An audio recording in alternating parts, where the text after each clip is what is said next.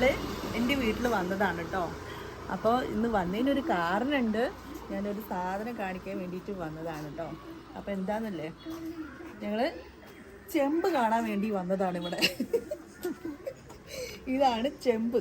ചെമ്പിനുള്ളിൽ ചെടി കുഴിച്ചിട്ടതാണ്. പക്ഷെ ഇത് സാധാരണ ചെമ്പല്ല കേട്ടോ. ഇതെന്താണെന്നറിയോ? ഇതാണ് തെങ്ങ് ചെമ്പ്. ഇവിടെ ഒരു തെങ്ങ് ഉണ്ടായിരുന്നേ. അപ്പോൾ ആ തെങ്ങ് മുറിച്ചപ്പോൾ അതിൻ്റെ വേര് ഇവിടെ നിൽക്കുകയാണ്. അപ്പോൾ അതിൻ്റെ വേര് ചെമ്പിൻ്റെ ഷേപ്പിൽ മുറിച്ചെടുത്ത് ഷേപ്പാക്കി വെച്ചതാണിത്. അതിനുള്ളിൽ ചെടി കുഴിച്ചിട്ടതാണ്. ഇതിൻ്റെ കലാകാരൻ ആരാന്നറിയോ? എൻ്റെ അച്ഛൻ. അപ്പോൾ അച്ഛനാണ് ഈ ചെമ്പുണ്ടാക്കിയ ആള്. ഇത് എന്താ പറയുക, ഉളി കൊണ്ടൊക്കെ കൊത്തി ഷേപ്പ് ആക്കിയിട്ട് എടുത്തതാണ് എന്നാ പറയണത്. ഇതിന്റെ ഉള്ളിലൊരു കുഴിയുണ്ട്. ഇത് ചട്ടി ഒരു കുഴിയിൽ ഇറക്കി വെച്ചതാണ്. ഇതാണ് ശരിക്കും തെങ്ങിന്റെ ഉള്ളില്. ഇതിന്റെ ഉൾഭാഗമൊക്കെ ചെത്തി പുറത്താക്കിയിട്ട് ഇതിന്റെ ഉള്ളില് ചെമ്പ് ഇറക്കി വെച്ചതാണ്. അല്ല, ചെമ്പല്ല, ചട്ടി ഇറക്കി വെച്ച് ലൈറ്റും ഫിറ്റ് ചെയ്ത്. അപ്പൊ ഇതിന്റെ ഉള്ളിൽ ലൈറ്റൊക്കെ വെച്ച് നല്ല എന്താ പറയാ, അടിപൊളിയായിട്ട് അലങ്കരിച്ച് വെച്ചിട്ടുണ്ട് അച്ഛൻ. ഇപ്പൊ ലൈറ്റ് ഓഫ് ആക്കിയതാണ്. ലൈറ്റ് ഓഫ് ആക്കിയാലാണ് നമുക്ക് ഇതിന്റെ ഒരു പുറമേ കാണാൻ പറ്റുള്ളൂ. അപ്പൊ കണ്ടാൽ ശരിക്കും ചെമ്പാന്ന് വിചാരിക്കും.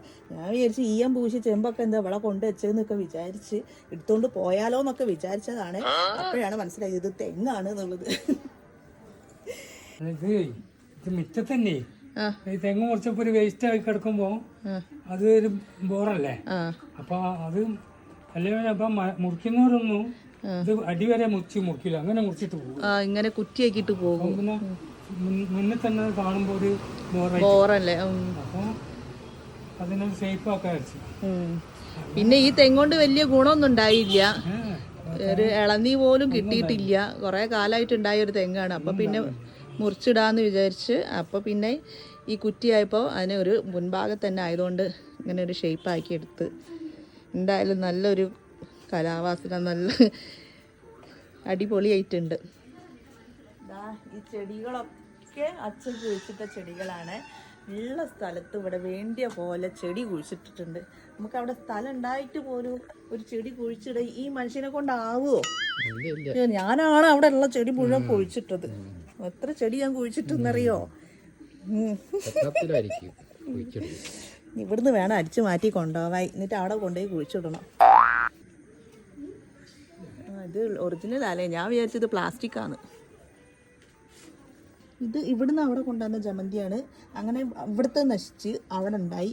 അപ്പോൾ അവിടെ നിന്ന് കുറച്ച് ജമന്തി ഇങ്ങോട്ടും കൊണ്ടുവന്ന്. എവിടെയായാലും ഉണ്ടാവല്ലോ ഇതൊക്കെയാ. എന്തൊക്കെ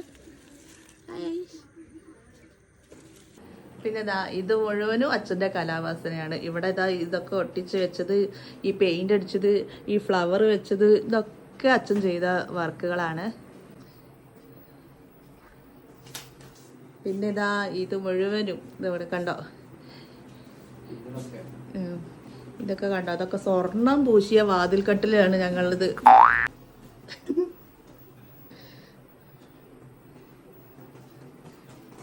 പിന്നെ അവിടെ മക്കളുടെ ഫോട്ടോ ഒക്കെ വെച്ച് ഡിസൈൻ ചെയ്തിരിക്കുന്നു.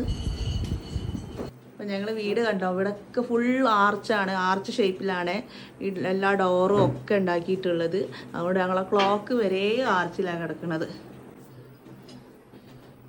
സിറ്റ് ഔട്ടൊക്കെ ഫുൾ ആർച്ചായിട്ടാണ്. അങ്ങനെ ഈ ആർച്ച് വീട്ടിലുണ്ടായ ആർച്ചയാണ് ഈ ഉണ്ണിയാർച്ച ഞാൻ. അപ്പോൾ ഇത്രയൊക്കെയാണ് ഞങ്ങളുടെ വീട്ടിലെടുത്ത വിശേഷം. അപ്പോൾ ഈ വീടൊക്കെ കണ്ടില്ലേ, വീടൊക്കെ അച്ഛൻ്റെ കലാവാസന തന്നെയാണ്. ഇവിടെ പെയിന്റ് അടിക്കുന്നതും ഒക്കെ അച്ഛൻ തന്നെയാണ് പെയിന്റ് അടിക്കല്. ഇതേവരെ ഇവിടെ പെയിന്റ് അടിക്കാൻ ഞങ്ങൾ പുറത്ത് കൊടുത്തിട്ടേ ഇല്ല. മുകളിൽ കണ്ടോ, കടലാസ് പൂ കണ്ടോ. അപ്പോൾ ഇത്രയൊക്കെയാണ് ഇന്നത്തെ വിശേഷം. Okay, bye bye.